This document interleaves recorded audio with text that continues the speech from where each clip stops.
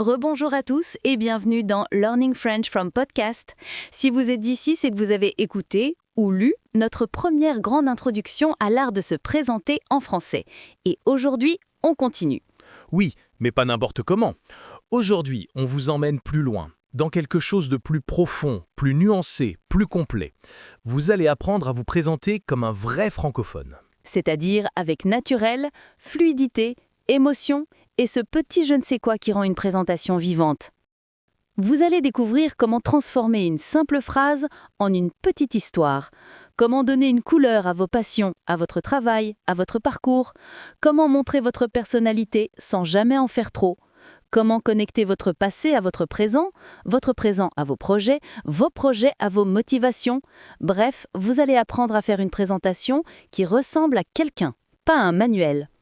Et comme toujours, on va le faire ensemble, avec des exemples, des phrases à répéter, des mini-jeux, de l'humour, des exercices, des dialogues et nos petites anecdotes habituelles. Aujourd'hui, nous allons enrichir ce que vous savez déjà. On ne recommence pas de zéro, on développe, on approfondit, on colore. Imaginez que la première partie était votre première couche de peinture. Eh bien maintenant, on va ajouter des nuances, des ombres, des détails, des textures. Et tout ça sans jamais vous perdre. Prenez une respiration.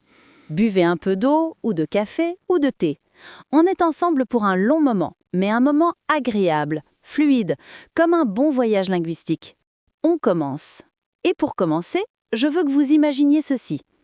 Vous arrivez dans une soirée, ou dans un café, ou dans une classe de français, et quelqu'un vous demande « Et toi, tu es qui ?» Ce n'est pas une question facile. Dire son nom, ça va. Dire son âge, d'accord. Mais exister dans une phrase, c'est autre chose. Et pourtant, c'est exactement ce qu'une bonne présentation doit faire. Permettre à l'autre de vous percevoir, de vous imaginer, de vous comprendre. Et pour ça, on va commencer par un élément essentiel, la manière dont on commence. Le début de la présentation, plus important qu'on ne le croit. Par exemple, entre amis ou dans une situation détendue, on peut dire « Salut, moi c'est »« Hey, moi c'est »« Moi c'est ».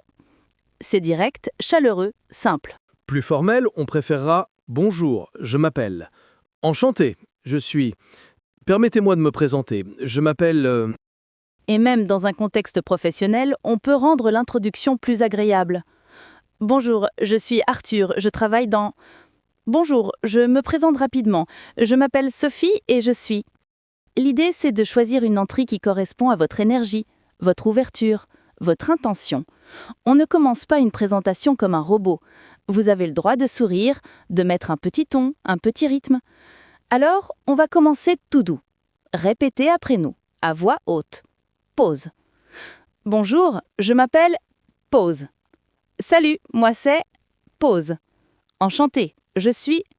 Très bien. Maintenant que le début est posé, on va le relier au cœur même de votre identité.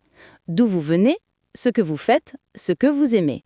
Mais cette fois, pas en petites phrases sèches, non. On va créer une narration. Dans la première partie, vous avez appris « je viens de ». C'est très bien. Mais aujourd'hui, on va donner du relief. Une origine, c'est plus qu'un pays.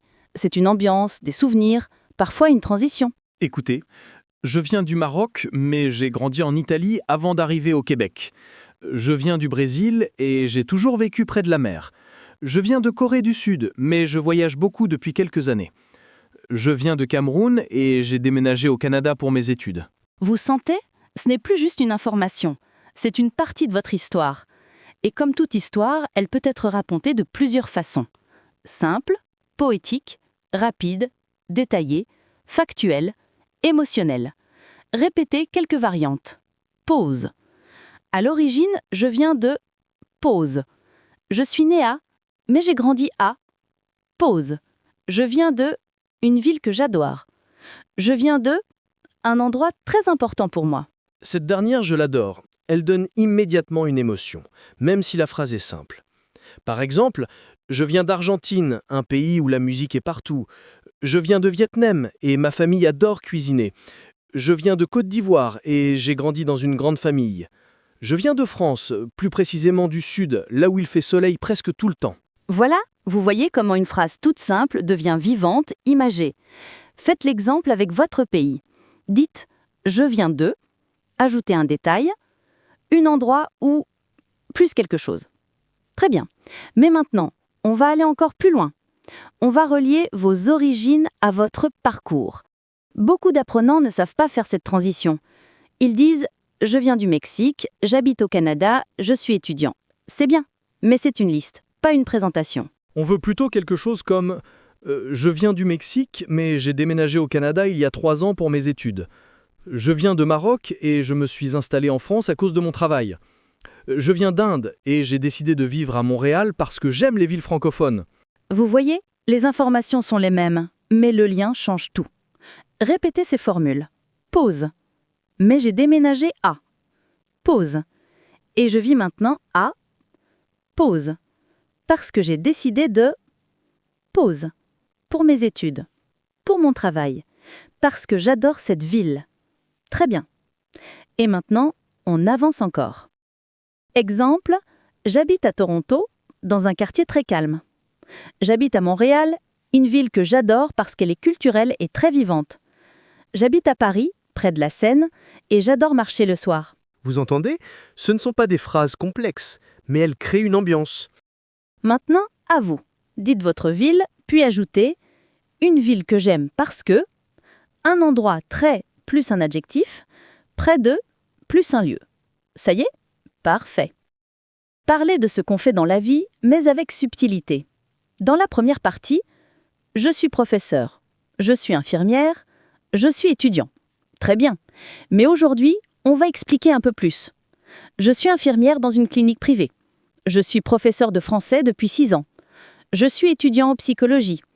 Je suis développeur spécialisé dans les applications mobiles. Et ce n'est pas tout. Vous pouvez ajouter un sentiment. C'est très français ça, dire ce qu'on ressent. Je suis architecte et j'adore mon travail.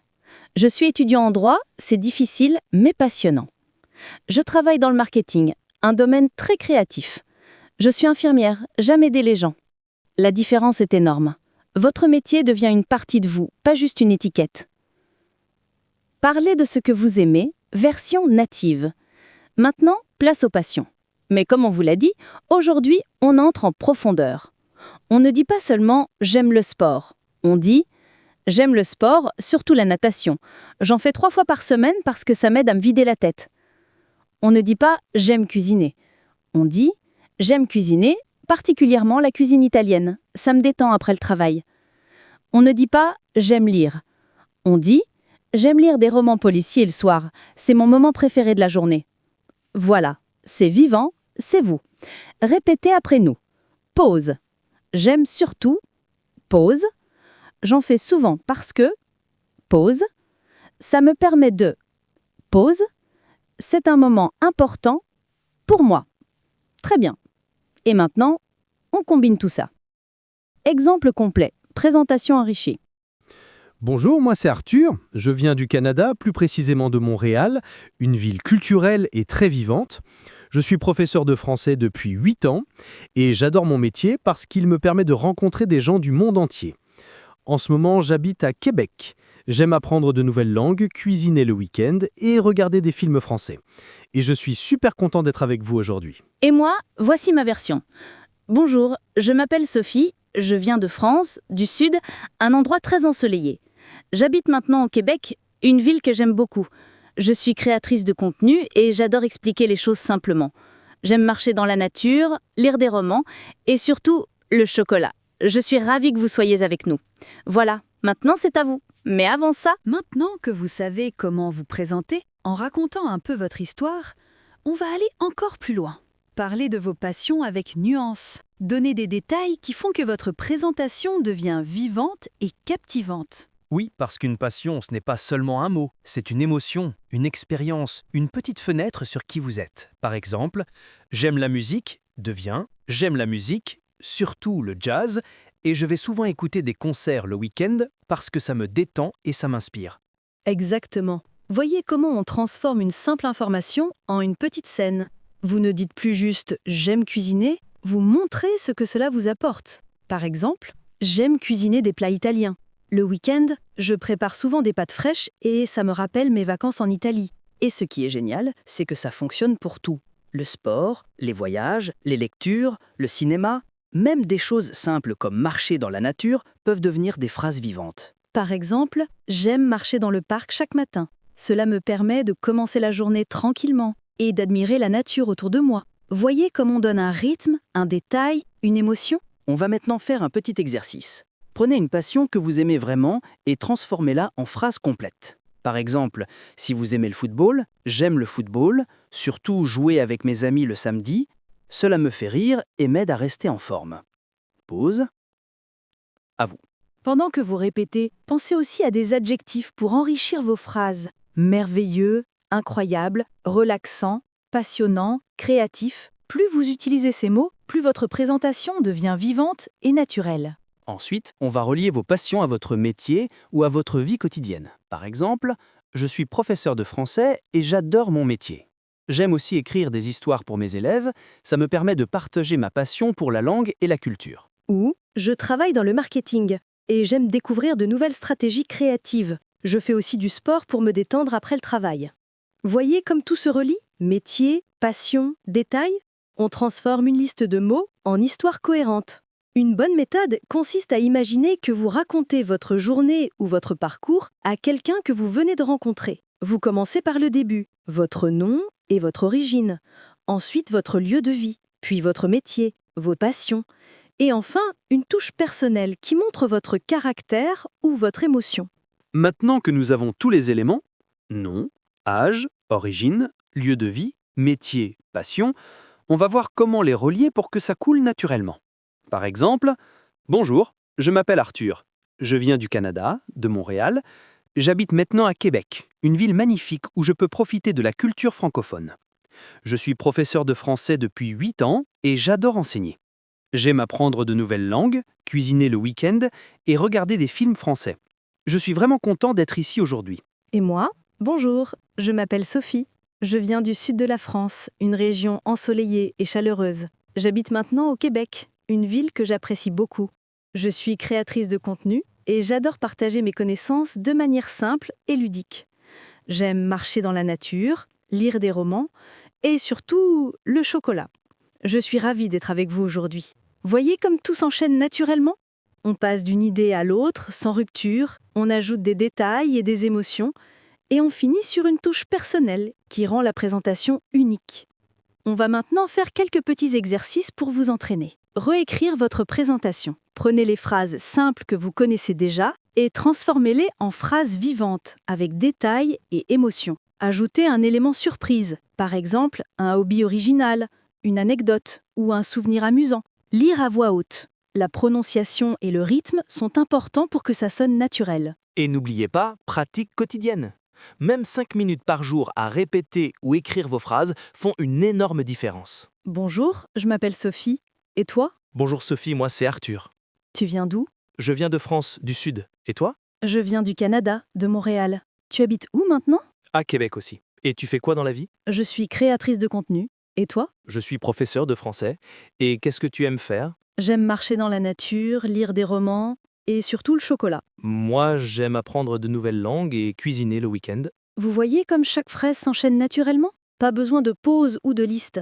Tout coule comme une conversation réelle. Une astuce pour enrichir vos phrases. Ajoutez un détail visuel ou émotionnel. J'aime lire des romans policiers le soir, sous une couverte chaude, avec une tasse de thé. Je suis professeur de français et j'adore voir mes élèves réussir, ça me rend prière. J'habite à Montréal, une ville animée où j'aime flâner le week-end.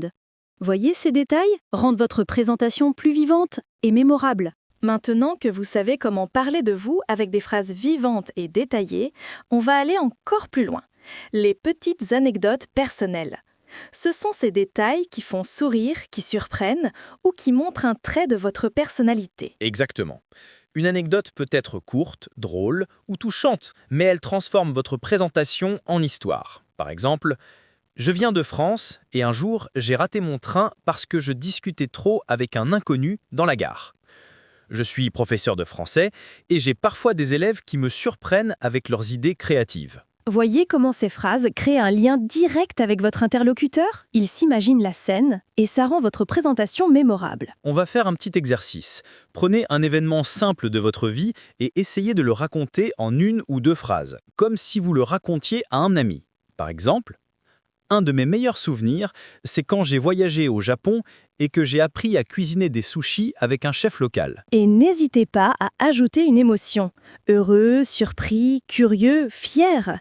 Les émotions donnent de la couleur à votre narration. Maintenant, imaginons que vous racontiez votre vie ou votre journée à quelqu'un.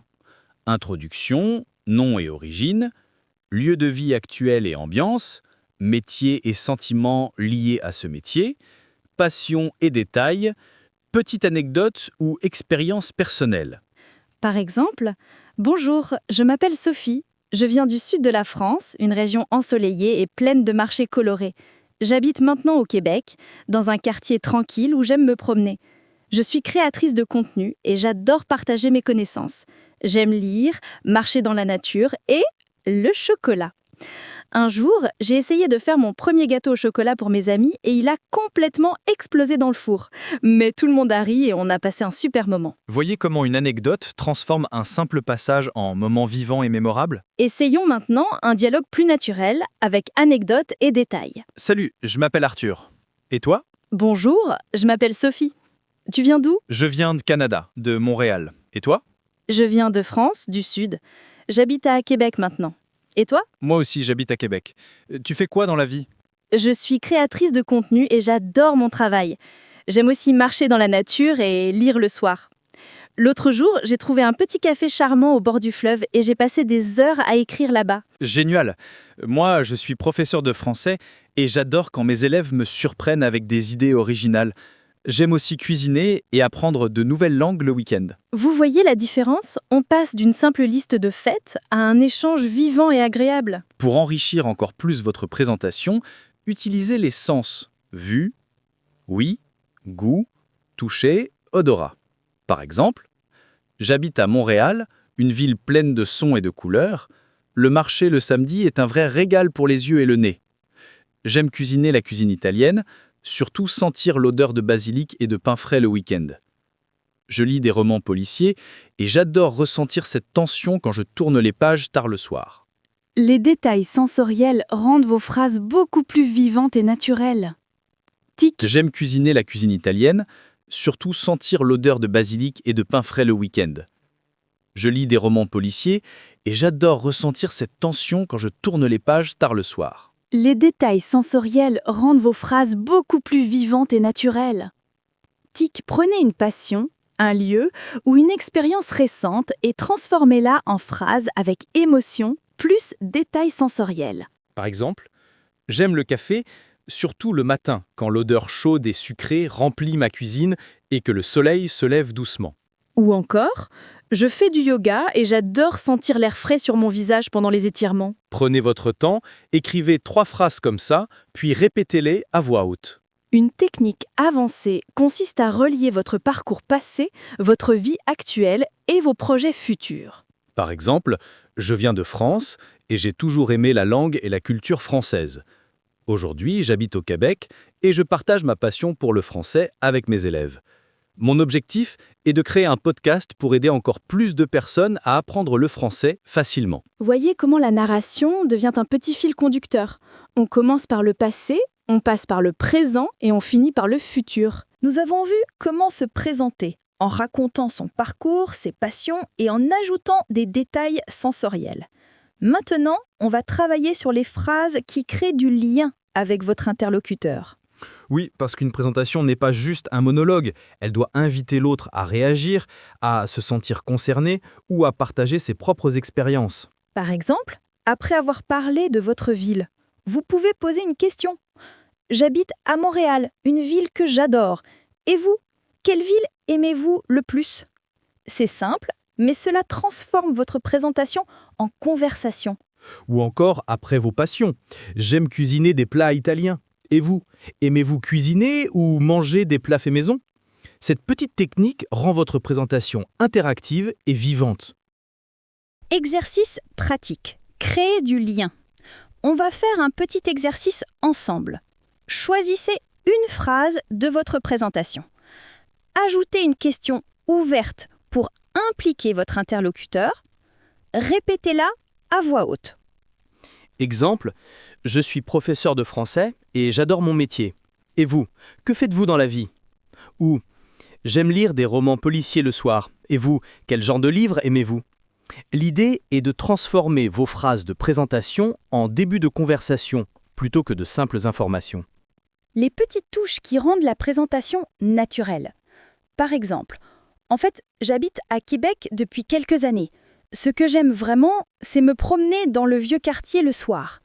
Pour que tout sonne fluide, on peut ajouter des expressions naturelles et des interjections. Vous savez, en fait, et parfois, ce que j'aime vraiment, c'est... Ou, vous savez, j'adore la musique. Et parfois, je passe des heures à écouter des albums anciens en savourant un café. Ces petites phrases rendent votre discours plus humain, plus naturel, moins robotique. Ajoutez des anecdotes courtes et amusantes. Par exemple, un jour, j'ai essayé de cuisiner un gâteau au chocolat pour mes amis. Et il a complètement explosé dans le four. Tout le monde a ri et c'était un moment inoubliable.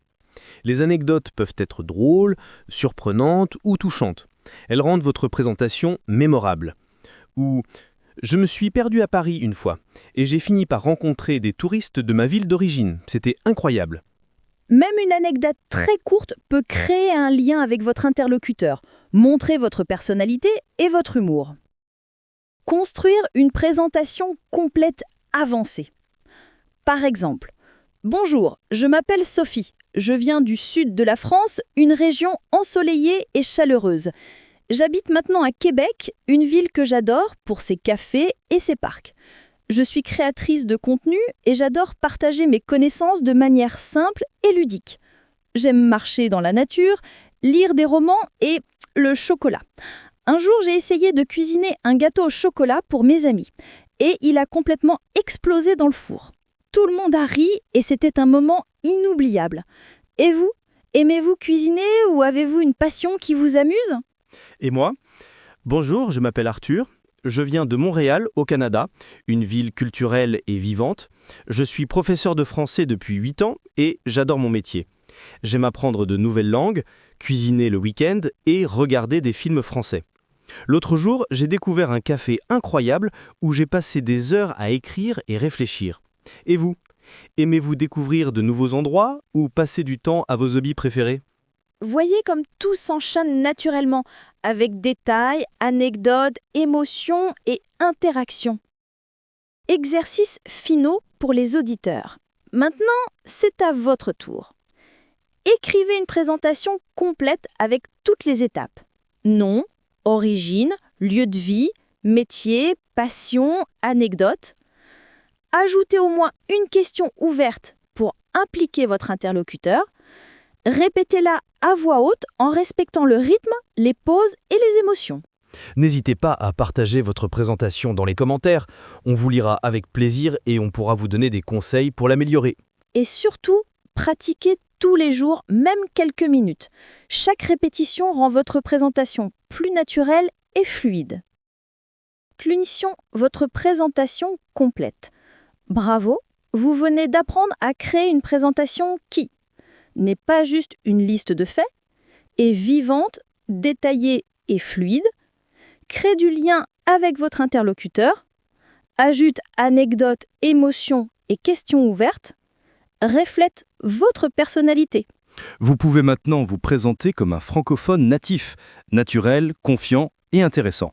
Merci d'avoir été avec nous aujourd'hui dans Learning French from Podcast. Continuez à pratiquer, amusez-vous et surtout, soyez vous-même. Et si vous écoutez sur YouTube, mettez un like, partagez l'épisode et laissez un commentaire. Dites-nous comment vous vous êtes présenté et quelles difficultés vous avez rencontrées. À très bientôt pour un nouvel épisode. Et souvenez-vous, apprendre une langue, c'est un voyage, pas une course.